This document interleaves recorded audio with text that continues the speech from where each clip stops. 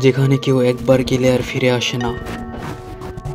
দড়ি বেঁধে কুকুর পাঠানো হয়েছিল, দড়ি ফিরে পাওয়া গিয়েছে, কিন্তু কুকুর আর ফিরে আসেনি, এমনকি তার কোনো চিহ্নও পাওয়া যায়। কি আছে এই সুড়ঙ্গে?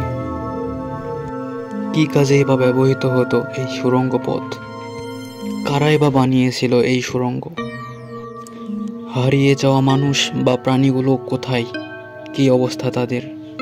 চলুন লালবাগ কেল্লার সেই অজানা সুড়ঙ্গ সম্পর্কে কিছু তথ্য আপনাদেরকে জানাই। মুঘল সম্রাট আওরঙ্গজেবের ছেলে সুবেদার আজম শাহ ১৬৭৮ সালে ঢাকায় সুবেদারদের স্থায়ী প্রাসাদ দুর্গ করার প্রথম উদ্যোগ নেন। অত্যন্ত জটিল একটি নকশা অনুসরণ করে এর নির্মাণ কাজ তিনি শুরু করেন। তিনি দুর্গের নামকরণ করেন কিল্লা আওরঙ্গাবাদ।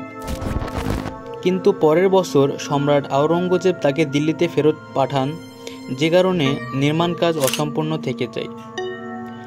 এরপর সুবেদার হয়ে দ্বিতীয়বারের মতো ঢাকায় আসেন শায়েস্তা খান এবং তিনি এই নির্মাণ কাজ সম্পন্ন করেন।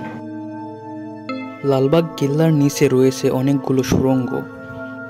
তেমনই একটি সুড়ঙ্গ আছে যেখানে কেউ প্রবেশ করলে তাকে আর ফিরে পাওয়া যায় না।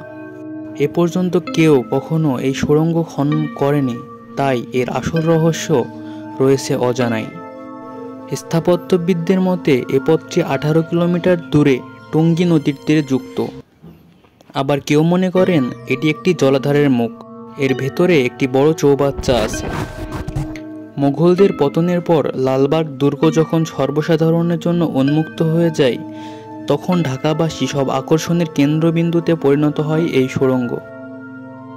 আর তখন থেকেই নানা মুখরোচক কাহিনী চালু হয় এই সুড়ঙ্গটি নিয়ে। অনেকে মনে করেন এই সুড়ঙ্গ পথ দিয়ে সরাসরি দিল্লিতে যাওয়া যেত, কিন্তু আসলে দিল্লিতে এর কোনো মুখ বা পথ পাওয়া যায়নি। সবচেয়ে বেশি গ্রহণযোগ্য মত হচ্ছে এই সুড়ঙ্গের পথ সরাসরি বুড়িগঙ্গা নদীর তীরে পৌঁছায়, যেখান থেকে নৌকায় চড়ে জিঞ্জিরা প্রাসাদে পৌঁছানো যেত খুব সহজেই।